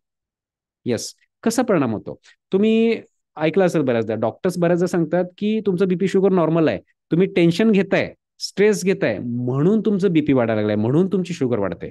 आता स्ट्रेस, एन्झायटी, टेन्शन कुठे आहे, ते मनात आहे. ब्लड प्रेशर कुठे वाढत आहे, शरीरामध्ये वाढत आहे. शुगर कुठे वाढत आहे, शरीरामध्ये वाढत आहे. येस, मग इथं काय म्हटलं जातं की म्हणजे मनामध्ये जे चाललंय, मनामध्ये निगेटिव्ह असेल तर शरीरावर निगेटिव्ह इम्पॅक्ट होतोय, राईट. तसंच मनामध्ये पॉझिटिव्ह असेल तर पॉझिटिव्ह पण इम्पॅक्ट होणार. आता निगेटिव्ह असल्यावर काय इम्पॅक्ट होणार, जेव्हा तुम्हाला फिअर, अँगर, स्ट्रेस, एन्झायटी असते, त्यावेळेस आपल्या ब्रेनमध्ये आपण बघतोय की निगेटिव्ह हार्मोन क्रिएट होतात. जसं की आपण बघतोय कॉर्टिसॉल आहे, ॲड्रेनालिन, हे स्ट्रेस हार्मोन आहेत. हे जेव्हा स्ट्रेस हार्मोन तयार होतात, बॉडीवर निगेटिव्ह इम्पॅक्ट व्हायला लागतो, अति प्रमाणात तयार झाले. ओव्हर थिंकिंग झाली म्हणजे अति प्रमाणात स्ट्रेस हार्मोन तयार झाले. कॉर्टिसॉल, ॲड्रेनालिन हे खूप बदनाम केमिकल आहेत, म्हणजे आपल्या बॉडीला खूप डॅमेज करतात. अति प्रमाणात कॉर्टिसॉल तयार झाला, अजून डिस्टर्ब व्हायला लागतं. मग हे जसं निगेटिव्ह हार्मोन्स, निगेटिव्हिटी आपल्याला आपल्या बॉडीला जसं डॅमेज करते निगेटिव्ह माइंडसेट, तसंच पॉझिटिव्ह माइंडसेटचं होतं. जेव्हा तुम्ही खूप खुश असता, आनंदी असता, एन्जॉय करत असता, तेव्हा आपल्या ब्रेनमध्ये पॉझिटिव्ह हार्मोन्स तयार होतात. डोपामिन, सेरोटोनिन, ऑक्सिटोसिन हे पॉझिटिव्ह हार्मोन आहेत. ते तयार झालं, आपल्या बॉडीवर पॉझिटिव्ह इम्पॅक्ट व्हायला लागतो. तुम्ही आठवून बघा, जे लोक जॉब करतात, तुम्हाला जो काही पगार होतो, किती तारखेला पगार होतो, 1 तारखेला, 5 तारखेला, 10 तारखेला पगार झालं, मेसेज आला, टन, मेसेज बघितला, कसं वाटतं, छान वाटतं. त्याची छान वाटलंय, डोपामिन तयार झालंय, हे पॉझिटिव्ह हार्मोन आहे. जेव्हा नातेसंबंधामध्ये तुम्ही एकमेकांना गोष्टी शेअर करता, हक करता, तर तिथं ऑक्सिटोसिन तयार होतं. वेगवेगळे हार्मोन आहेत. रेग्युलर एक्सरसाइज करता तर बॉडीमध्ये एंडोर्फिन नावाचं, हे सगळे पॉझिटिव्ह हार्मोन्स आहेत, हे तयार होतात. म्हणजे आणि त्याचा पॉझिटिव्ह हार्मोनचा पॉझिटिव्ह इम्पॅक्ट, निगेटिव्हचा निगेटिव्ह इम्पॅक्ट होतो. थोडक्यात आपण समजून घेतलं, शरीराचा मनावर परिणाम होतो आणि मनामध्ये जे चाललं त्याचा शरीरावर परिणाम होतो. ठीक आहे. आता ह्या टेक्निकला ह्याचा आपण आपलं स्ट्रेस, आपली ओव्हर थिंकिंग कमी करण्यासाठी वापर कसा करायचा आहे ते आपण समजून घेऊया. तर आता हे बघा, नीट लक्ष द्या स्क्रीनवर. तर हे आहे तुमचं इथं बॉडी पोश्चर, एक आहे तुमचं इथं बॉडी पोश्चर. तुमचं माइंड स्ट्रेसफुल असेल तर तुमचं बॉडी पोश्चर वेगळं असतं, आणि तुमचं माइंड जर रिलॅक्स असेल तर बॉडी पोश्चर वेगळं असतं. कसं असतं? पहिला आहे ब्रिदिंग पॅटर्न. तर तुमचं माइंड, तुम्ही खूप स्ट्रेसमध्ये आहात, ओव्हर थिंकिंग चालू आहे, तर तुमची जी ब्रिदिंग आहे ती शॅलो ब्रिदिंग असते, म्हणजे छोटे छोटे श्वास यायला लागतात. आणि तुमचं माइंड रिलॅक्स असेल तर तुमची नॉर्मल ब्रिदिंग चालू असते, डीप ब्रिदिंग चालू असते. राईट. त्यानंतर शोल्डर, जे खांदे आहेत, जेव्हा तुम्ही ओव्हर थिंकिंग मध्ये असता, स्ट्रेसमध्ये असता, खांदे थोडेसे असे झुकलेले असतात. जेव्हा रिलॅक्स असतात स्ट्रेट असतात खांदे. स्पाइन, पाठीचा कणा जो आहे तो, जेव्हा तुम्ही स्ट्रेसमध्ये असता पाठीचा कणा थोडासा बेंड झालेला असतो. तुमचं माइंड जेव्हा रिलॅक्स असतं पाठीचा कणा एकदम स्ट्रेट असतो. आणि त्यानंतर आपण बघतोय की फेशियल एक्सप्रेशन, की स्ट्रेसमध्ये असता, ओव्हर थिंकिंग मध्ये असता, चेहरा खूप स्ट्रेस्ड असतो, सिरियस असतो, चेहऱ्यावर 12 वाजले असतात, समोरच्याला पण समजतं. आणि जेव्हा रिलॅक्स असता एकदम चेहरा एकदम रिलॅक्स असतो, पीसफुल, हॅप्पी. येस. आता हे काही बॉडी पोश्चर आहेत. जेव्हा तुमचं माइंड स्ट्रेसफुल असतं हे बॉडी पोश्चर आहेत, जेव्हा तुम्ही रिलॅक्स असता त्यावेळेस हे बॉडी पोश्चर आहे. आता करायचं आहे काय तुम्हाला? हे बघा, जेव्हा तुमचं माइंड स्ट्रेसमध्ये असतं, हे बॉडीमध्ये हे सगळे चेंजेस झाले शरीरावर, जसं मनाचा शरीरावर परिणाम होतोय, हे झालेला आहे परिणाम ऑलरेडी. ब्रिदिंग, शॅलो ब्रिदिंग झालं आहे, शोल्डर थोडे झुकलेले, खांदे थोडे झुकलेले, असे झालेलेच आहे ऑलरेडी. मग त्यावेळेस त्या क्षणाला तुम्ही इन्स्टंटली जर तुम्ही तुमच्या मनामध्ये बदल करू शकत नसाल तर तुम्हाला बदल कशामध्ये करायचा आहे? तुम्हाला तुमच्या काय म्हणतात बॉडी पोश्चरमध्ये करायचा आहे. येस. म्हणजे तुमचं माइंड डिस्टर्ब आहे, हा, स्ट्रेसफुल माइंड आहे, शॅलो ब्रिदिंग आहे, स्लाइटली डाऊन आहेत खांदे, म्हणजे खांदे झुकलेले आहेत, तर हे सगळं बॉडी पोश्चर निगेटिव्ह आहे, लक्षात घ्या. तर इथं तुम्ही स्ट्रेसफुल माइंडला लगेच जर सॉल्व्ह करू शकत नाही तर इन्स्टंटली 2 मिनिटात काय होऊ शकतं माहिती का? तुम्ही काय करू शकता की ब्रिदिंग पॅटर्न चेंज करणं, डीप ब्रिदिंग घ्यायचं, खांदे ताठ ठेवायचे, स्पाइन, पाठीचा कणा जो आहे तो एकदम स्ट्रेट ठेवायचा, हा, चेहऱ्यावर एक चांगलं एक्सप्रेशन ठेवायचे. असं फक्त 2 मिनिट करायचं. असं केल्यानं काय होईल की तुमच्या बॉडीमध्ये, बॉडी पोश्चर तुम्ही चेंज केला की तुमच्या माइंडवर इम्पॅक्ट व्हायला लागतो. आता हे मी बोलतोय, आपण हे आता प्रॅक्टिकली करून पाहणार आहोत. प्रॅक्टिकल करायचं, रेडी आहात सगळे? जर रेडी असाल तर येस म्हणून सांगा, आपण प्रॅक्टिकल करू. आणि खूप पॉवरफुल असं हे प्रॅक्टिकल असणार आहे. रेडी आहात? Yes or no? समजलं असेल, रेडी असाल तर येस म्हणून सांगा, नाही समजलं असेल तर विचारा मला. Yes sir. Yes, okay. Chat box मध्ये yes Bhakti madam, yes Sheetal madam, yes, okay. Mahesh sir, yes. चला आपण आता प्रॅक्टिकल कडे जाऊया. सगळेजण प्रॅक्टिकल करायचं म्हणतात. तुमच्या हातात जे काय पेन, पेपर, मोबाईल सगळं बाजूला ठेवा, समोर ठेवा. हा, मी सांगतोय तशा पद्धतीने प्रॅक्टिकल आता करायचं आहे. तर डोळे पूर्णपणे बंद करा, कम्फर्टेबली बसा एका ठिकाणी. डोळे पूर्णपणे बंद आहेत, कम्फर्टेबली बसलेला आहात. एक दीर्घ श्वास घ्यायचा आहे, हळूहळू सोडताय. Once again take a deep breathing. Slowly slowly relax होत आहे. आता नॉर्मल ब्रिदिंग चालू आहे, जसा श्वास चाललाय तसा चालू द्या, त्याला कंट्रोल नका करू. तुमचं पूर्ण लक्ष माझ्या आवाजाकडे आहे. तर तुम्हाला काय करायचं आहे? पाठीचा कणा ताठ, खांदे ताठ, मान सरळ ठेवायचं आहे. येस, पाठीचा कणा ताठ, खांदे ताठ, मान सरळ ठेवायचं आहे. डोळे पूर्णपणे बंद आहेत, पाठीचा कणा ताठ, खांदे ताठ, मान सरळ, स्ट्रेट बसलेला आहात. येस, बॉडी पोश्चर बघायचं आहे. पाठीचा कणा ताठ, खांदे ताठ, मान सरळ. दीर्घ श्वास घेत राहा. Once again take a deep breathing. Slowly slowly relax होत आहे. आणखी एक दीर्घ श्वास घेत आहे. स्लोली स्लोली रिलॅक्स होत आहे. दीर्घ श्वास घेत राहा. पाठीचा कणा ताठ, खांदे ताठ, मान सरळ आहे. आता ह्या बॉडी पोश्चरमध्ये जे तुम्ही दीर्घ श्वास घेताय, पाठीचा कणा ताठ आहे, खांदे ताठ आहे आणि चेहरा एकदम रिलॅक्स आहे, नॉर्मल, हे जे बॉडी पोश्चर आहे हे पॉझिटिव्ह माइंडचं बॉडी पोश्चर आहे. ह्या बॉडी पोश्चरमध्ये तुम्ही निगेटिव्ह फीलच करू शकत नाही. तुम्हाला निगेटिव्ह फील करण्यासाठी, स्ट्रेसमध्ये जाण्यासाठी, ओव्हर थिंकिंग करण्यासाठी तुम्हाला हे बॉडी पोश्चर चेंज करावं लागेल, त्याशिवाय तुम्ही करू शकत नाही. येस.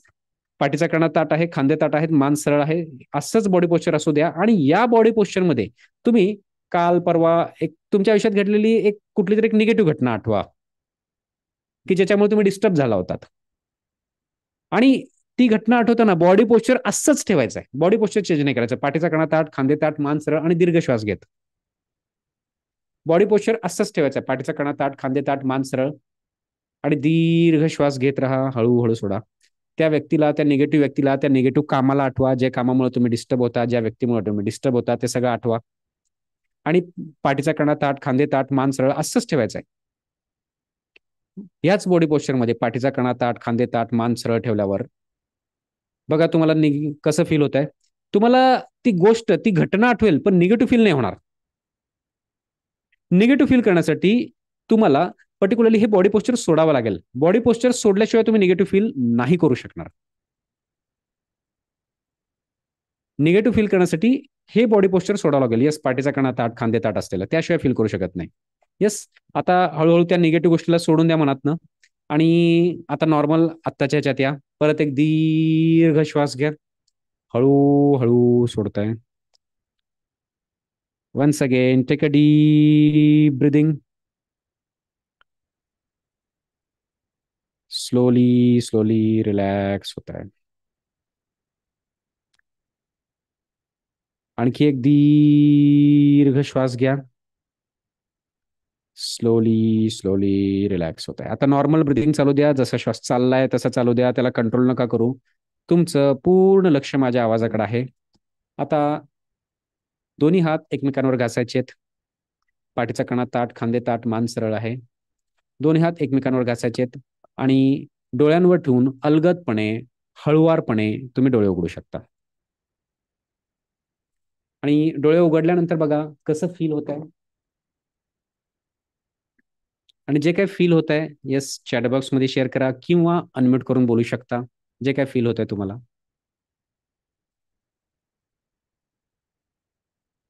हे जे तुम्ही आता एक्सरसाइज केलाय, तर तुम्ही बघा शरीराद्वारे मनावर कंट्रोल आणताय.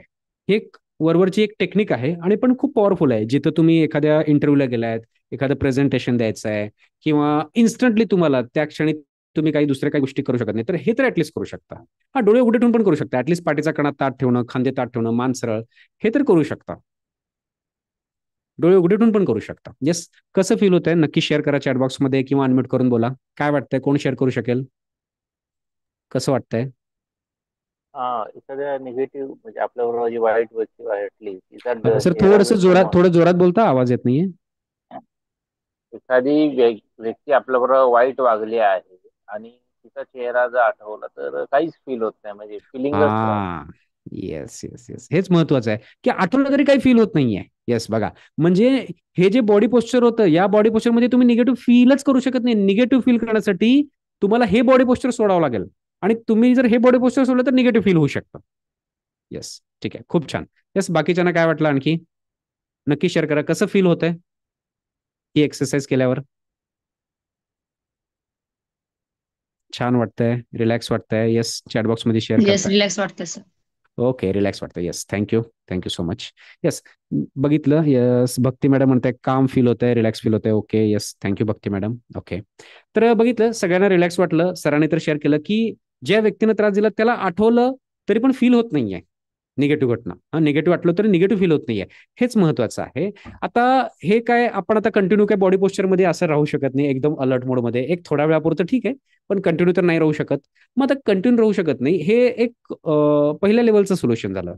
ह्याच्यामध्ये आणखी डीप लेवल आपण जो कोर्स घेणार त्यामध्ये अजून आपण डीप सोल्युशन देणार. डीप सोल्युशन म्हणजे काय, तुमचं बॉडी पोस्चर कसं का असणार, कसं का असणार, ती व्यक्ती, ज्या व्यक्तीला आठवून, ज्या गोष्टीला आठवून तुम्ही मेंटली इमोशनली डिस्टर्ब राहत होता, त्याच व्यक्तीला आठवून तुम्ही न्यूट्रल राहू शकता. बॉडी पोस्चर कसं का असणार, बॉडी पोस्चर कसं का असणार, ती निगेटिव्ह फाईल काढली जाते. आता काय केलंय आपण, शरीराद्वारे मनावर काम करतोय. मनावर काम करण्याच्या ज्या मेजर पद्धती आहेत त्या असं ह्याच्याद्वारे आपण म्हणू शकतो. एक तर पहिलं आहे शरीराद्वारे मनावर काम करणं, जे आपण आत्ता केलं, तर हे झालं. त्याच्यानंतर दुसरं जे येतं ते डायरेक्टली मनावर काम करणं. डायरेक्टली मन ही सूक्ष्म गोष्ट आहे, जटिल गोष्ट आहे, तर डायरेक्टली मनावर काम आपण आपल्या कोर्समध्ये करणार आहोत. 21 जुलैला जो कोर्स चालू होणार आहे येत्या सोमवारी, खूप महत्वाचा कोर्स आहे. त्याच्याबद्दल मी तुम्हाला थोडीशी माहिती देतो. नीट व्यवस्थित माहिती घ्या. माहिती घ्या आणि निर्णय घ्या. आयुष्यामध्ये सगळ्यात महत्वाचा निर्णय घेणं महत्वाचं आहे. एखादी गोष्ट मी करणार आहे तर करणार आहे म्हणून निर्णय घ्या, करणार नाही तर करणार नाही म्हणून निर्णय घ्या. कारण की जेव्हा तुम्ही निर्णय घेता तुम्ही तुमच्या ब्रेनला क्लिअर सिग्नल देताय. बघूया, अरूया असं जर तुम्ही सिग्नल देत राहिलात आयुष्यात भरपूर गोष्टी तुमच्या आयुष्यात लटकत राहतील. त्यामुळं व्यवस्थित पहिला माहिती घ्या कुठलीही गोष्टीची आणि मग नंतर निर्णय घ्या. करणार आहे तर करणार आहे निर्णय घ्या, नाही करणार तर नाही करणार निर्णय घ्या. येस. तर ह्यामध्ये आपण काय करतोय एक लक्षात घ्या की आपण आपला भूतकाळ नाही बदलू शकत, पण आपण आपल्या अंतर्मनाची प्रोग्रामिंग बदलून वर्तमान आणि भविष्य दोन्ही बदलू शकतो. येस. तर त्यासाठी पहिलं आहे पर्सनल कोचिंग आणि हे झाल्यानंतर पुढच्या स्लाइडवर कोर्सची माहिती आहे. पर्सनल म्हणजे 1 to 1 हे कोचिंग असतं. झूम ॲपच्या थ्रू व्हिडिओ कॉन्फरन्सिंगद्वारे हे होत असतं. लाईव्ह ऑनलाईन 1 to 1 सेशन होतात की तिथं तिसरी व्यक्ती कोणी नसते. तुम्ही तुमचे पर्सनल प्रॉब्लेम शेअर करता, त्याच्यावर पिन पॉईंट सोल्युशन मिळतं आणि त्याच्यावर तुम्ही काम करायला लागता. जसं फिजिकल एक्सरसाइज केल्यानं तुमचे मसल्स मजबूत होतात तसंच तिथं मानसिक व्यायाम केल्यानं मानसिकदृष्ट्या भावनिकदृष्ट्या तुम्ही स्ट्रॉंग व्हायला लागता. 2 आठवड्याचा हा प्रोग्राम असतो पर्सनल कोचिंगचा. त्याच्यामध्ये टोटल 4 सेशन असतात. पहिल्या आठवड्यात 2 सेशन होतात, दुसऱ्या आठवड्यात 2. प्रत्येक सेशन हे 1.5 तासाचं असतं. येस, इंडिव्हिज्युअली असतं. वीकली 2 सेशन असतात. आणि हा कोर्स जो आहे याची 13,999 फीज आहे. याला ऑफर प्राइस आहे 11,999 11,999. ठीक आहे. हे पर्सनल कोचिंग ज्यांना गरज आहे नक्की पर्सनल कोचिंग घ्या. त्यानंतर दुसरा पार्ट जो आहे मी जे तुम्हाला कोर्सचं सांगितलं 21 तारखेला चालू होतोय तो आहे इथं बघतोय येत्या 21 जुलैला चालू होतोय NLP फाउंडेशन कोर्स. हा लाईव्ह ऑनलाईन कोर्स होणार आहे, हिंदीतून होणार आहे. आता ह्याचे ऑलरेडी मराठीतून बरेच बॅचेस झालेले आहेत. बऱ्याच जणांची डिमांड होती सर हिंदी में चाहिए, हिंदी में चाहिए. त्यामुळे ह्यावेळेस आपण हिंदीतनं घेतोय. तर हा जो कोर्स होतोय तर तो न्यूरोलिंग्विस्टिक प्रोग्रामिंगचा हा कोर्स आहे. 2 आठवड्याचा हा कोर्स आहे. तर यामध्ये कसं असणार आहे टोटल 8 सेशन असणार आहेत. लाईव्ह असणार आहे झूमवर आता जसं होतं त्या पद्धतीनं. सोमवार ते गुरुवार होणार. पहिल्या आठवड्यात सोमवार ते गुरुवार, दुसऱ्या आठवड्यात पण सेम सोमवार ते गुरुवार होणार. असे 4 दिवस. आणि आपण बघितलं की सोमवार ते गुरुवार टायमिंग ह्याचा असेल संध्याकाळी 7:30 ते 9 सोमवार ते गुरुवार. दुसऱ्या आठवड्यात पण सेम टायमिंग संध्याकाळी 7:30 ते 9. आणि एखादं सेशन तुम्हाला अटेंड करायला उशीर झालं किंवा जमलंच नाही एखादं सेशन अटेंड करणं तर प्रत्येक सेशनची तुम्हाला रेकॉर्डिंग अवेलेबल असेल. आपलं प्ले स्टोअरला iOS ला आपलं सगळीकडे ॲप आहे. ते ॲप तुम्ही तुमच्या मोबाईलमध्ये इन्स्टॉल करून तुमच्या ईमेल आयडीनं लॉग इन करून तुम्ही त्याची रेकॉर्डिंग वर्षभर किती वेळा ऍक्सेस करू शकता, तुम्ही रिवाइज करू शकता, रिपीट करू शकता, रिव्हिजन वगैरे करू शकता. म्हणजे माझं असं रेकमेंडेशन आहे तुम्ही लाईव्ह अटेंड करा. त्यामध्ये कसं क्वेश्चन आन्सर होतील, आपण डिस्कशन करू तुमचे जे काही प्रॉब्लेम आहेत. आणि एखादा अटेंड नाही करणं झालं रेकॉर्डिंग तर आहेच. येस. तर अशा पद्धतीनं हा कोर्स आहे. याची जी फीज आहे 5,999 रुपयाची फीज आहे. आणि पहिले जे 10 रजिस्ट्रेशन आहेत त्यासाठी ह्याला डिस्काउंट आहे. तर फक्त पहिल्या 10 रजिस्ट्रेशनसाठी ह्याची जी फीज आहे 1,000 रुपये डिस्काउंट आहे. फक्त आणि फक्त 4,999 आहे. ऑलरेडी ह्याचे काही रजिस्ट्रेशन झालेले आहेत, काही सिलेक्टेड रजिस्ट्रेशन शिल्लक आहेत. तर ज्यांना इंटरेस्ट आहे या कोर्समध्ये नक्कीच त्यांनी स्क्रीनवर दिला जो फोन पे गुगल पे नंबर दिलाय त्याच्यावर तुम्ही पेमेंट करू शकता. आता हे जे PPT स्लाइड ठेवलंय ह्याचा एक स्क्रीनशॉट घ्या. म्हणजे या स्क्रीनशॉटमध्ये ह्याचे सगळे डिटेल्स तुम्हाला इथं स्क्रीनवर दिसतील. एक स्क्रीनशॉट घ्या प्रत्येकाने, तुम्हाला आयडिया येईल ह्याच्यामध्ये सगळे डिटेल्स आहेत. तर यावर कोर्सवर आपण बोलणार आहोत अजून की ह्यामध्ये हे 8 सेशन तर असणारच आहेत. प्लस ह्यामध्ये मी माझ्यासाठी एक बोनस एक एक्स्ट्रा सेशन देणार आहे जे टोटल 9 सेशन असणार आहेत. तो आहे इमोशनल फ्रीडम टेक्निक EFTचा. म्हणजे आपल्या चेहऱ्यावर हातावर काही टॅपिंग पॉईंट आहेत तिथे टॅप केलं की निगेटिव्ह इमोशन पासून फ्री व्हायला अजून मदत होते. तर हे तर 8 होईल प्लस एक सेशन बोनस असणार आहे जे या बॅचमध्ये असतील त्यांच्यासाठी. तर जे इंटरेस्टेड आहेत नक्की रजिस्टर करा. आणि ज्यांनी रजिस्टर केलेत त्यांना कॉंग्रॅच्युलेशन. त्यांना व्हॉट्सअप ग्रुपमध्ये ऍड केलं जाईल आणि त्या पद्धतीनं हा कोर्स होईल. आता ज्यांनी हा कोर्स केला त्यांचे काही फीडबॅक्स बघूया आणि त्यानंतर आपण क्वेश्चन आन्सरकडे येऊया. येस, माहिती आहे बऱ्याच जणांना क्वेश्चन आन्सर आहेत.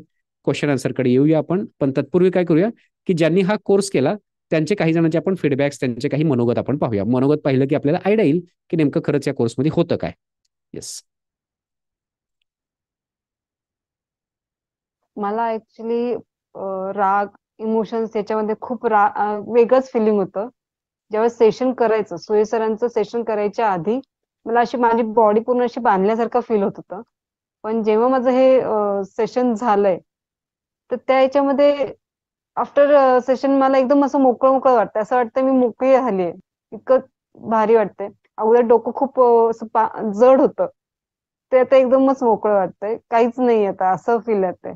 जो काही एक राग होता तो पण असं गेल्यासारखं वाटतंय. असं धुतलं गेलंय असं वाटायला लागलंय. परत मला त्यांनी जनरल ह्याच्यामध्ये घेऊन आलं. आणल्यानंतर मग मला विचारलं कसं वाटतं आता तुम्हाला. म्हणलं काही नाही वाटत. मग ती म्हणले की परत एकदा तुम्ही घटना आठवा. मग मी परत एकदा ती घटना आठवली. परत तिथं जायचा प्रयत्न केला. मला ती घटना आठवली पण त्या फिलिंग्स माझ्या मनात काही म्हणजे असं राहिल्या नाहीत. जेव्हा मी असं घाबरत होतो ती घटना आठवली की मला असं क्लिक व्हायचं की जस्ट असं म्हणजे इम्पॅक्ट यायचा त्या घटनेचा, म्हणजे स्ट्रेस यायचा क्विकली. पण तेव्हा स्ट्रेस अजिबात राहिलं नाही. म्हणजे आता घटना आठवली की मला काहीच वाटत नाही, म्हणजे फिलिंगच राहिलं नाही त्याच्या असं. म्हणजे मनातून दडपण निघून गेलं. त्या घटनेबद्दलचं जे दडपण होतं पूर्ण माझं व्हॅनिश होऊन गेलं आणि मी आता सध्या रिलॅक्स फील करतो. 6 ते 7 वर्षापासून माझ्या ते फिलिंग डोक्यात होतं. मी गेल्या काही दिवसांपासून सुयश सरांचं पर्सनल कोचिंग घेत आहे. मला जवळपास 17-18 वर्षांपासून एका घटनेचा फार त्रास होतोय आणि ते दुःख माझ्या मनातून काही जात नव्हतं किंवा त्याची जी भीती किंवा अँझायटी होती ती, त्यासाठी मी त्यांचा क्लास घेतला होता. त्यामध्ये मला आता मोठ्या प्रमाणात फरक जाणवतोय आणि तसेच अजून दुसऱ्या पण छोट्या छोट्या गोष्टींमध्ये मी घाबरून जायचे किंवा मला त्याबद्दल म्हणजे अँझायटी वाटायची, तर त्यातूनही मला आता क्लास घेतल्यापासून खूप फरक जाणवतोय.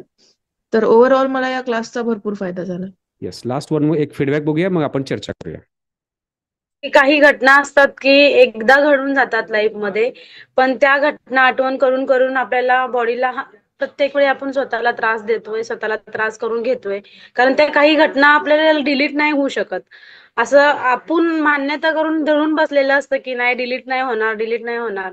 पण NLP कोर्स केल्यानंतर डेफिनेटली मी 100% सांगू शकते की माझ्यामध्ये कमीत कमी 70 ते 80% फरक पडलेला आहे की जे काही घटना घडलेल्या होत्या त्या घटना पूर्णपणे माझ्या 70 ते 80% माझ्यातनं त्या घटना डिलीट झालेल्या आहेत. आणि त्या घटना आहेत, आठवतात, पण त्याची जी तीव्रता होती, जे काही म्हणजे घटना घडत होत्या आणि त्या घटना घडून त्रास देत होते मी स्वतःला, ते पूर्णपणे कमी झालेलं आहे. मला ठीक आहे, घटना घडली, संपला विषय, आपल्या लाईफमध्ये आपलं रुटीन कामं चालू दे, असं हे म्हणजे डेली लाईफमध्ये मला असं घडतंय.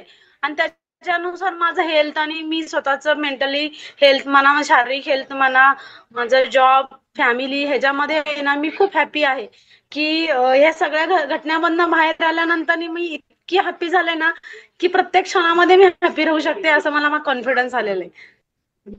आणि त्यासाठी आहे ना सुयश सरांचे खूप खूप म्हणजे खूप धन्यवाद. येस, असे भरपूर जणांचे फीडबॅक्स आहेत. तर आपण आता येतोय क्वेश्चन आन्सर्सकडे. येस, ज्यांना याबद्दल प्रश्न आहेत नक्की प्रश्न विचारा. इथं स्क्रीनवर मी हे ठेवलेलं आहे. ज्यांचं रजिस्ट्रेशन राहिलेलं आहे त्यांनी रजिस्टर करून घ्या. एकांचं रजिस्ट्रेशन झालंय. येस, 2 रजिस्ट्रेशन झालेले आहेत आता. तर ज्यांनी पेमेंट केलंय त्यांनी मला व्हॉट्सअपला याचा स्क्रीनशॉट पाठवा. स्क्रीनवर सगळे डिटेल्स मी ठेवलेले आहेत. येस, हे काही रजिस्ट्रेशन राहिले ऑलरेडी. गेल्या आठवड्यात पण सेमिनार झालं, त्यात काही रजिस्ट्रेशन झालेले आहेत. येस, ज्यांना रजिस्टर करायचं नक्की करून घ्या. येस, आणि आजचा सेमिनार कसा वाटला नक्की शेअर करा. तुम्हाला काय प्रश्न असेल नक्की विचारू शकता. Yes, any question, any sharing काय असेल बोलूया आपण यावर सविस्तर. Yes, hello sir. हा बोला. Hello sir, thank you. आणि सेशन खरंच छान आहे. खूपच वर्षांनी गुरुजी मी म्हणजे गोरे अटेंड मॅडम केलाय तुम्ही आहात लाईव्ह. का? हा, okay yes sir, yes sir, yes okay. Sir. तर बोला. माझा क्वेश्चन अगदी हा होता की याची जी ट्रेनिंग आहे बेसिक फाउंडेशन वेगळा आणि जो तुम्ही जे शेअर केला की पहिला कोर्स तो सुरुवातीचा हा हा तो वेगळा. आता सुरुवातीला जे शेअर केलं तर ते पर्सनल कोचिंग होतं. 1 to 1 असतं ते. ओके. पर्सनल कोचिंग पण असतं. तोही NLP फाउंडेशन मध्येच येतो 6 नाही आठवडे. नाही नाही, फाउंडेशन नाही. पर्सनल कोचिंगचा अर्थ असा होतो, नीट समजून घ्या. पर्सनल म्हणजे 1 to 1 कोचिंग असतं. म्हणजे प्रत्येकाचे पर्सनल इश्यूज वेगवेगळे असतात. पर्सनल कोचिंग मध्ये दोघंच, म्हणजे तुम्ही आणि मी, आपण दोघेच असतो. तिसरी व्यक्ती कोणी नसते. तुम्ही तुमचे पर्सनल प्रॉब्लेम शेअर करू शकता, त्यावर सोल्युशन मिळतं आणि त्या पद्धतीने काम होतं. आणि पर्सनल कोचिंग मध्ये जे आहे ना, तुमच्या प्रॉब्लेमनुसार सोल्युशन असतं. आता आणि हे NLP फाउंडेशन कोर्समध्ये कसं ग्रुपमध्ये असतं हे. ओके, दोन्ही कोर्स सेमच आहेत. दोन्ही फक्त ते काही गोष्टी सिमिलर पर्सनल आहेत. आहे. हा काही हा. गोष्टी सिमिलर आहेत त्याच्यामध्ये, ह्याच्यामध्ये आपण म्हणू शकतो. स्टडी वाईज सेम आहे. हा, म्हणू शकतो. पण त्यामध्ये 4 सेशन आहेत पर्सनल कोचिंगचे. पर्सनल म्हणजे काय माहिती का, तुमच्या प्रॉब्लेमनुसार सोल्युशन आहे. इथं कसं आहे, एक जनरल एक फॉर्मॅट तयार केलेला आहे आणि एक म्हणजे सगळ्या गोष्टीला घेऊन एक खूप छान फॉर्मॅट तयार केलेला आहे तो. आणि ह्याच्यामध्ये डबल सेशन आहेत. त्यात 4 आहेत, यात 8 आहेत. तुम्ही हे देखील करू शकता कुठलंही तुमच्या ओके, त्याची पण 11,000 इथे कसं फीज आहे ना सगळ्यांसमोर त्याची. काहींना कसं पर्सनल कोचिंगची गरज असते, ते त्यांचा प्रॉब्लेम सगळ्यांसमोर नाही शेअर करू शकत, मग त्यांना पर्सनल कोचिंगची गरज आहे. म्हणजे कसं ग्रुप ओके. आहे. आणि तुम्हाला जे मी पॅम्पलेट पाठवलं होतं तो NLP प्रॅक्टिशनर कोर्स, म्हणजे ज्यांना कोच बनायचं आहे त्यांच्यासाठी तो प्रॅक्टिशनर कोर्स आहे. आणि ओके, जो तो कोर्स कधी असणार मग सर? तो कोर्स पाहिजे कोर्स मला. बघा, हा तोच कोर्स. तो कोर्स जो आहे ऍक्च्युली, तो कोर्स जो आहे हा 21 तारखेलाच चालू होतोय. पहिली गोष्ट हा. आता ह्याला फाउंडेशन नाव काय दिलंय मी तुम्हाला सांगतो. त्या पाठीमागचं कारण की हे बघा, पूर्ण NLP प्रॅक्टिशनर कोर्सला 6 आठवडे लागतात. 6 आठवडे. हा, दररोज 1.5 तास, सोमवार ते गुरुवार. आता हे जे 6 आठवडे लागतात, आता सगळ्यांना प्रॅक्टिशनर, सगळ्यांना कोच व्हायचं नाहीये. बऱ्याच जणांना काय की त्यांच्या डे टू डे लाईफचे फक्त प्रॉब्लेम सॉल्व्ह करायचे. मग त्यांच्यासाठी काय की त्याच पूर्ण प्रॅक्टिशनर कोर्स मधला 6 आठवड्यातले पहिले जे 2 आठवडे आहेत त्यांच्यासाठी हा फाउंडेशन पार्ट दिलेला आहे. लक्षात येते गोरे मॅडम? ओके सर, या, येस हा, म्हणजे येस. त्याच्यातलाच एक 2 आठवड्याचा सुरुवातीचा पार्ट दिलेला आहे. हा, मग त्याच्यानंतर ना आपलं पुढचं कंटिन्युअसली प्रॅक्टिशनर चालूच असेल पूर्ण कम्प्लिटली. 21 तारखेलाच ओके सर. प्रॅक्टिशनर चालू होत आहे. येस. आणि as a money attraction, law of attraction, everything you will teach, right? Yes yes. ह्याच्यामध्ये तुम्हाला कम्प्लीट लॉजिकली प्रिसाइज एकदम फोकस देऊन खूप क्रिस्टल क्लिअर होईल. आता आजकाल आपण बघतोय सोशल मीडियाच्या ह्याच्यामध्ये आपण बघतोय मॅडम की कुणालाही विचारलं की किती पैसे हवेत, तर कोणी म्हणतं एवढे, कोणी म्हणतात तेवढे, करोडोच्या गोष्टी बोलल्या जातात. खरंच मी तुम्हाला सांगतो की प्रत्येकाची गरज किती आहे आणि आपण बोलतोय काय खरंच. कसं माहिती का की हे बघा, आपल्याला सगळ्या गरजा कळतात. किती चपाती खायला पाहिजे कळते आपल्याला. प्रत्येकाची लिमिटेशन आहे. किती चपाती खाऊ शकतो आपण? 1 चपाती, 2 चपाती, कोणी एखादं 3 खाईल. लिमिटेशन आहे किती खाऊ शकतो. किती तुमचं फेवरेट फूड आहे, तुम्हाला गुलाबजामुन आवडतंय, काय जे काय पिझ्झा आवडतंय, किती खाऊ शकाल.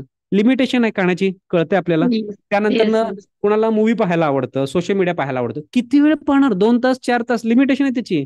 4-5 तासांनी जे पाहून तुम्हाला आनंद येत होता, छान वाटत होतं, तेच पाहून तुम्हाला डिस्ट्रॅक्ट वाटेल, डिस्टर्ब वाटेल, ओव्हर थिंकिंग होईल. लिमिटेशन आहे त्याची, किती पाहू शकतो, किती ऐकू शकतो. म्युझिक ऐकायला आवडतंय, किती वेळ ऐकू शकाल? 4 तास, 60 तास म्युझिक ऐकलं काय होईल? डिस्टर्ब व्हाल. म्हणजे मला काय म्हणायचं, या सगळ्या गोष्टीच्या लिमिटेशन कळतात. किती खायला पाहिजे, किती बघायला पाहिजे, हे लिमिटेशन हे कळतं. पैशाच्या लिमिटेशन्स का कळत नाहीत? किती पैसे कमवलं की मला रिलॅक्स वाटेल, मी समाधानानं आयुष्य जगू शकेल, ते आकडा येस क्लिअर नाही आहे. असं येस सर, येस वरून सर. होत नाहीये ते. त्याच्यामध्ये आपण क्लिस्टर क्लिअर काढतोय. काय होतं माहिती का, सोशल मीडियाच्या ह्याच्यात अरे ह्यांनी एवढं केलं, त्यांनी केलं, फक्त त्यांच्या प्रभावाखाली येऊन मला एवढे पैसे पाहिजे, मला तेवढे पैसे पाहिजे. अरे पहिलं तुम्ही बघा, तुमची गरज डिफाईन करा. तुमच्या गरजेनुसार तुमच्याकडे पैसा येणार आहे. मी सांगतो, मी इतक्या लोकांना पाहिलंय, त्यांच्या गरजा पूर्ण करून शिल्लक पडेल इतका पैसा आहे, तरी पण पैशासाठी ते टेन्शनमध्येच आहेत. म्हणजे काय बेसिक क्लॅरिटी नाहीये. काय टेन्शन म्हणजे त्यांना इतका पैसा आहे की आयुष्यभर पुरेल इतका पैसा आहे, पण तरी पण पैशासाठी टेन्शन मध्ये. बेसिक क्लॅरिटी नाही आहे की मला खरंच किती पैसा पाहिजे आहे. हा, मला आयुष्य जगण्यासाठी इतका पैसा पाहिजे आहे, त्याच्यापेक्षा जास्त आहे. मग काय टेन्शन घ्यायची गरज आहे? काय रिलॅक्स जगू शकत नाहीये? मग काय माहिती का, हे बघा, तुम्ही आत्ता जितके पैसे कमवताय किंवा आत्ता जे तुमचं लाईफ आहे, तुम्ही आहे त्या ह्याच्यातच जर समाधानी नसाल तर जास्त मिळून तुम्ही समाधानी नाही होऊ शकत. का माहिती का, आपल्या माइंडमध्ये ही प्रोग्रामिंग होत राहते. काय माहिती का, एकदा अतृप्त राहायची प्रोग्रामिंग लागली, एवढे पैसे आहेत, अरे नाही अजून पाहिजे, अजून पाहिजे, ह्याच्यात असमाधानी राहायची सवय लागली. मग अजून मिळाले, अजून पैसे मिळाले, त्यात पण नाही, अजून पाहिजे, अजून पाहिजे, अतृप्तच राहणार, समाधानी होणार नाही. म्हणजे तुम्ही आहे त्या ह्याच्यात पहिला समाधानी नाहीये तर जास्त मिळवून समाधानी होऊ शकत नाही. ते लूप आहे, पुढे पुढे जात राहणार आणि आयुष्यभर दुःखी राहणार. आयुष्यभर अजून पाहिजे, अजून पाहिजे, अजून. ऍक्च्युली काय, sorry sir, I am disturb. Sorry, हा बोला. ऍक्च्युली काय आहे त्याच्यामध्ये, मला ऍज अ कोच म्हणून म्हणजे मी काय काय शिकवू शकते, म्हणजे हेल्थ इश्यू प्लस मनी इश्यू. हा, as a concern I am asking. Sure sure, नक्की मॅडम. त्यावर येस सगळं येस. आणखी प्रॅक्टिशनर कोर्स पण 21 तारखेला चालू होणार आहे. तुम्हाला व्हॉट्सअपवर बरं, पूर्ण त्याचे डिटेल्स अजून येऊन जातील पूर्णपणे. ठीक आहे. स्टडी डिटेल ना. Thank you yes thank you sir, yes yes thank you yes so yes much. Yes yes. अजून कुणाला काय असेल तर हा बोला. मी मी जे रजिस्ट्रेशन केलं ते प्रॅक्टिशनर कोर्सला केलं. हा येस राजेंद्र, तुमचं प्रॅक्टिशनर कोर्सला रजिस्ट्रेशन झालेलं आहे आणि तुम्हाला लिंक पाठवली आहे ऍडमिशन फॉर्मची. तुम्ही ऍडमिशन फॉर्म एक भरून घ्या.